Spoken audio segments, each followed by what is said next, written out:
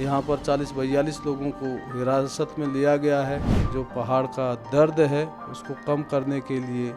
मैदान पर उतारा है। तो हर चीज़ एक तरीके से ऑनलाइन पर डिपेंड हो गया है। नमस्कार, मैं निशी भाटिया और आप देख रहे हैं न्यूज़ 31 उत्तराखंड। आज हम एमएलए हॉस्टल में आए हैं और जहाँ हमारे साथ मौजूद है कपकोट विधानसभा से विधायक सुरेश गड़िया जी, जिनसे आज हम तमाम बातें करेंगे और जो उभरते मुद्दे हैं उत्तराखंड को लेकर उन पे भी इनसे चर्चा करेंगे। तो उससे पहले तो सर आपको पहले बहुत बहुत शुभकामनाएं कि आपने इतनी भारी जीत ली और ऊपर से कपकोट के आप और बीजेपी से भी आप सबसे युवा नेता हैं। आपका बहुत बहुत धन्यवाद न्यूज़ 31 का। और मैं अपने विधानसभा की सम्रांत जनता का, मातृशक्ति का, बुजुर्गों का और जो हमारे युवा बंधु हैं, मैं उन सब लोगों का बहुत आभार व्यक्त करता हूं। पार्टी के शीर्ष नेतृत्व का अभिनंदन करता हूं। माननीय नरेंद्र मोदी जी का, अमित शाह जी और हमारे राष्ट्रीय अध्यक्ष जेपी नड्डा जी का, माननीय मुख्यमंत्री पुष्कर सिंह धामी जी का और प्रदेश अध्यक्ष अपने भट्ट जी का, क्योंकि जिस उद्देश्य और लक्ष्य के साथ उन सब लोगों ने मुझे एक चुनौती के रूप में जो पहाड़ का दर्द है उसको कम करने के लिए मैदान पर उतारा है, तो सभी आम जनता ने मुझे सहयोग दिया है। और मेरी कोशिश है, मेरी पार्टी की भी कोशिश है कि हम अंतिम छोर तक बैठे हुए जो गांव के लास्ट कोने में जो लोग रह रहे हैं, वो लोग भी आशा लगाए बैठे हैं कि कभी कोई आएगा और इस दर्द को कम करेगा और एक नई आयाम और नई शक्ति और ऊर्जा के साथ हमारे मोदी जी जिस तरह से काम कर रहे हैं, तो उस कामों को आगे बढ़ाने के साथ साथ उनका सहयोग करना हमारा लक्ष्य है। और पार्टी का भी संकल्प है कि हम सबका साथ, सबके विकास के साथ आगे बढ़ सके, तो उसको साकार करने के लिए। जी सर, जैसे कि आपने बोला कि पहाड़ का दर्द कम करने के लिए आपको उस मतलब कपकोट विधानसभा से आपको एक प्रत्याशी के रूप में खड़ा किया गया था, तो मैं आपसे जानना चाहूँगी कि 2022 का जो चुनाव था उससे पहले जो कपकोट विधानसभा की समस्याएं थी, उसके बाद आपके जीतने के बाद क्या कुछ उन समस्याओं का हल हो पाया है? क्या कुछ आपने कपकोट विधानसभा के लिए किया है? आज जहाँ पर आपने देखा होगा कि हमारे कपकोट के अंदर कनेक्टिविटी, जब आप एक कोने से दूसरे कोने की ओर जाते हैं तो पूरी दुनिया के अंदर जहाँ नेटवर्क एक आम ज़रूरत की बन चुकी है, तो वैसे ही हमारे गाँव में जब कोविड महामारी आई तो मैं देख रहा था कि हमारे सारे स्कूल बंद हो गए थे और सारी सुविधाएं एक तरीके से ऑनलाइन सिस्टम पर आ गई थी। तो हमारे गांव के बहुत सारे बच्चे अलग अलग जंगलों में जाके, कहीं पर ऊंचे नीचे जगहों पर जाके जब वो पढ़ाई के लिए फ़ोन का इस्तेमाल करते थे, तो मुझे लगता था कि हमारे यहाँ बहुत ज़रूरत है कि नेटवर्क, आज के डेट में आप देखते हैं कोई भी चीज़ ऑनलाइन है। आपको कोई फॉर्म भरना है, आपको ट्रांजैक्शन करना है, आपको शॉपिंग करना है, तो हर चीज़ एक तरीके से ऑनलाइन पर डिपेंड हो गया है। तो बाज़ार से लेके पूरी दुनिया का सारा सिस्टम अगर हम देखें तो ऑनलाइन और नेटवर्क का बहुत ज़्यादा ज़रूरत हर क्षेत्र में है। तो मैं माननीय प्रधानमंत्री जी का और देश के संचार मंत्री जी का और अपने यशस्वी मुख्यमंत्री जी का बहुत आभार व्यक्त करना चाहता हूं कि उन्होंने मुझे 84 टावर, जो मैं पहले जीत के आया तो मैंने पहले ही दिन जो टावर की जो समस्या थी उसको पटल पर रखा और भारत सरकार को भी चिट्ठी लिखी, तो जिसमें से 31 टावर तो पहले फेज़ में बन रहे हैं और पहले फेज़ में जब 31 टावर जब लग जाएंगे 4G के, तो काफ़ी चीज़ें जो है आसान हो जाएगी, ऐसा मेरा मानना है। और सर अगर मूल समस्याओं की बात करें, हॉस्पिटल्स, शिक्षा व्यवस्था, तो इसको लेकर आपका क्या कुछ कदम रहा कपकोट विधानसभा को लेकर? कपकोट के अंदर जहाँ स्वास्थ्य की बात है तो मैंने बनते ही सर्वप्रथम जो है कपकोट जो हॉस्पिटल है उसको ठीक करने का काम किया है और हमने वहाँ 18 डॉक्टर भी भेजे हैं नए, और उसके साथ ही हमने एएनएम सेंटरों को भी ठीक करने का काम किया है। और हर जो भी सरकारी संस्थान है वो अपने आप में मॉडल हो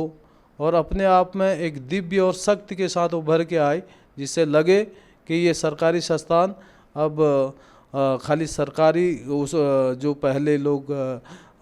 मानते थे कि जो व्यवस्था है वो व्यवस्था के साथ और एक अच्छे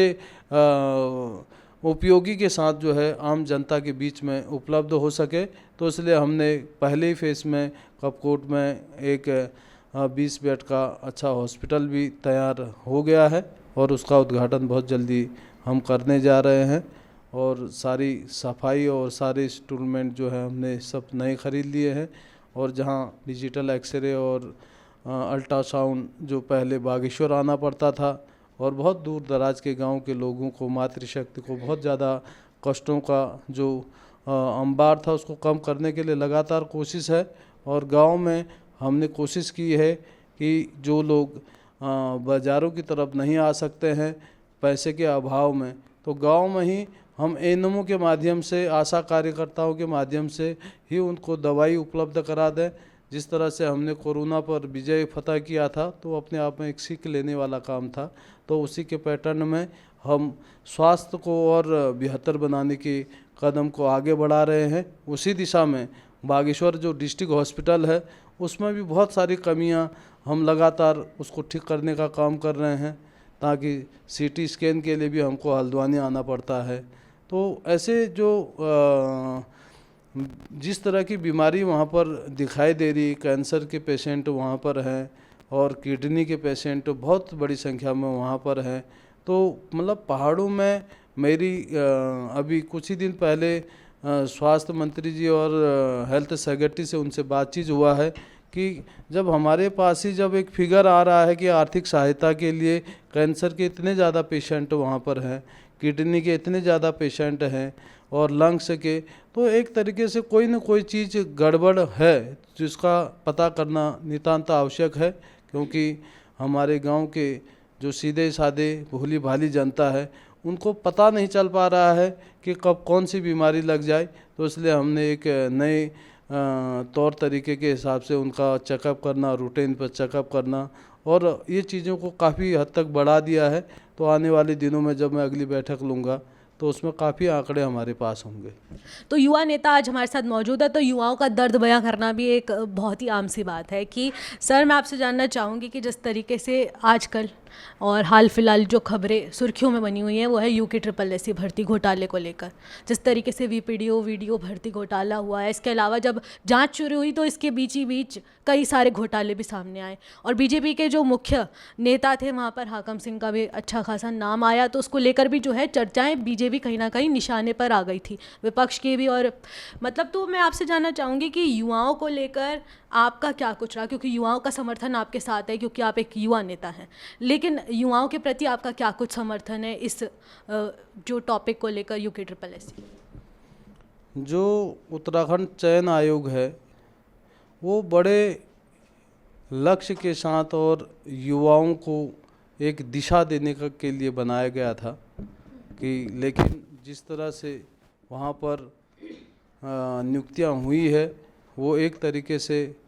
पूरे प्रदेश को ही शर्मसार करने वाला। क्योंकि जिस तरह से हाकम सिंह और कितने और हाकम जो है यहाँ पर 40-42 लोगों को हिरासत में लिया गया है और पूर्व के इतने बड़े अधिकारी जो उसके चयन बोर्ड के अध्यक्ष रहे हों, तो हमारे उत्तराखंड के बहुत ही लोकप्रिय यशस्वी मुख्यमंत्री जी को मैं बहुत बधाई और उनका धन्यवाद करना चाहता हूं कि उन्होंने इस उत्तराखंड के साथ न्याय किया है और उन्होंने जिस उद्देश्य के साथ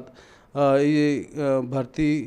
प्रक्रिया जो घोटाला जो हुआ है तो उसमें SIT के माध्यम से बहुत बड़ी पारदर्शिता के साथ जांच की है और जो लोग निर्दोष थे वो लोग भी उसका शिकार हुए हैं। क्योंकि जिन लोगों ने बहुत मेहनत से पढ़ाई की थी उन लोगों का भी सिलेक्शन हुआ है और कुछ लोग गलत तरीके से उसके अंदर इन्वॉल्वमेंट हुए हैं, तो उनको भी बहुत जल्दी देखना पड़ेगा कि ये कितने लोग नकल करके या गलत तरीके से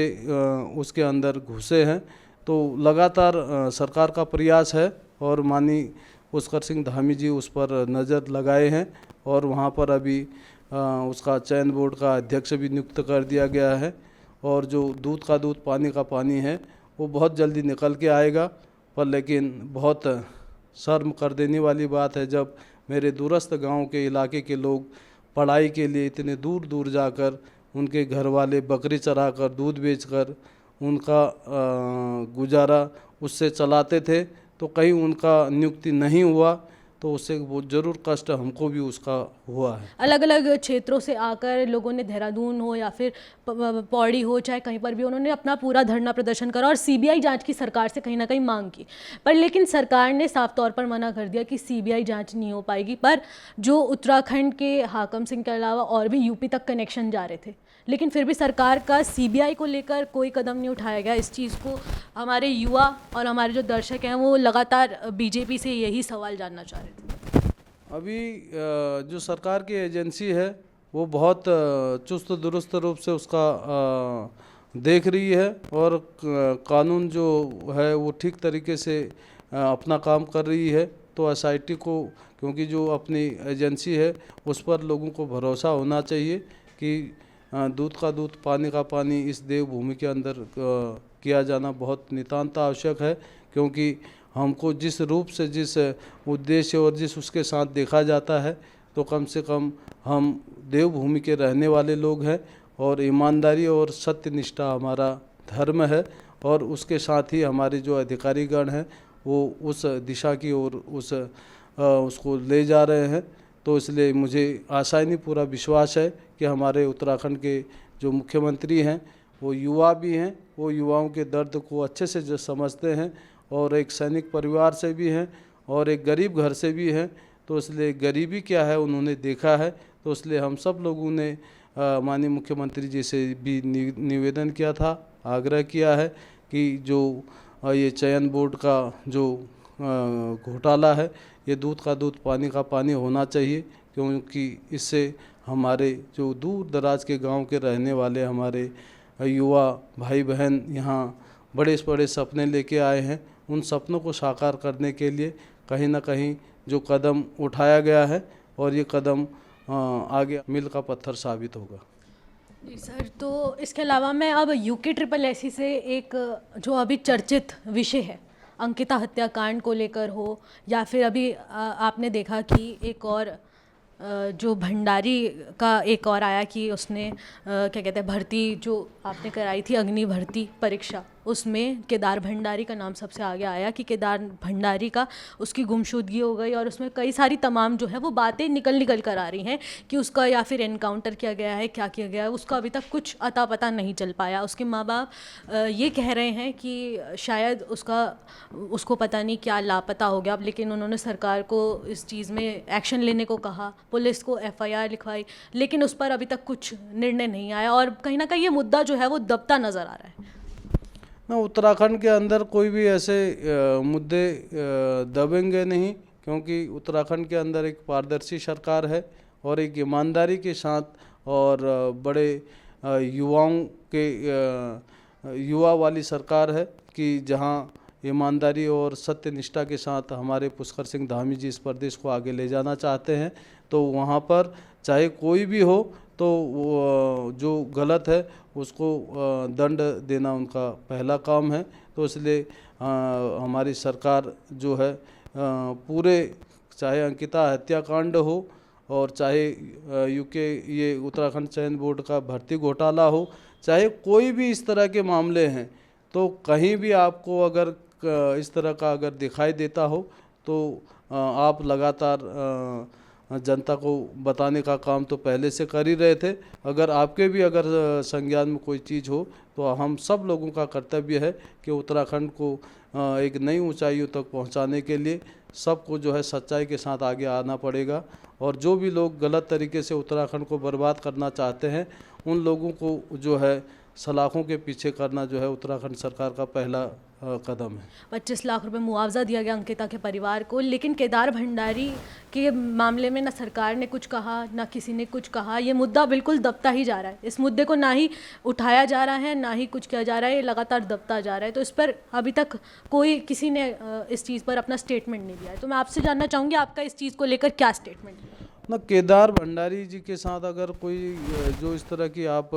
घटना बता रहे हैं तो मेरा पुलिस प्रशासन के साथ साथ सरकार से भी आग्रह रहेगा कि न्याय जो है सर्वोपरि है और न्याय देना जो है सरकार का काम है और न्याय जो है हर किसी को मिलना चाहिए। इसके लिए सरकार लगातार कोशिश भी कर रही है और सरकार की कोशिश जो है आए दिन आप देख रहे हैं कि सरकार हर चीज़ में जो है दूध का दूध पानी का पानी सच्चाई और निष्ठा के साथ काम करने के लिए तैयार है। और जहाँ कहीं भी अगर आपको कहीं भी गड़बड़ी मिलती है तो आपसे भी मेरा आग्रह है कि उसको जो है पर्दाफाश होना चाहिए, क्योंकि ये प्रदेश पूरे आस्था और विश्वास का प्रदेश है। तो विश्वास बना रहना चाहिए। संस्कृत में भी एक श्लोक है, विश्वासम फलदायकम। तो विश्वास अगर कहीं डगमगा गया तो सारी चीज़ें डगमगा जाएगी। तो इसलिए मेरा पूरे उत्तराखंड के आम जनता से, सारे युवा भाई बहनों से भी आग्रह है कि विश्वास करना हमारा फर्ज है। अगर विश्वास कहीं डगमगाएगा तो हम ज़रूर जो है गलत रास्ते पर चल पड़ेंगे। तो इसलिए हम सब लोगों को SIT पर भी विश्वास करना चाहिए, अपने उत्तराखंड की पुलिस पर भी विश्वास करना चाहिए, सरकार पर भी विश्वास करना चाहिए, क्योंकि अगर कहीं गलती हुई है तो उसको दंड जरूर मिलेगा। फिलहाल आपने अभी हमारे साथ मौजूद सुरेश गड़िया जी से बातचीत देखी और ऐसी तमाम बातचीत के लिए बने रहिए न्यूज़ 31 उत्तराखंड के साथ। नमस्कार। मेरे विधानसभा क्षेत्र कपकोट के सम्रांत जनता का मैं अभिनंदन वंदन करता हूँ। दीपावली के पर्व में आप सबके घर में सुख हो, समृद्धि हो, उन्नति हो और आप दिन दूनी रात चौगुनी उन्नति के साथ पूरा कपकोट विधानसभा जनपद बागेश्वर उत्तराखंड प्रदेश के साथ पूरे देश हमारा अग्रणी बने, आगे बढ़े और सब लोगों के सुख और उन्नति की कामना के साथ आपको दीपावली के पर्व की बहुत हार्दिक शुभकामनाएं, बधाई।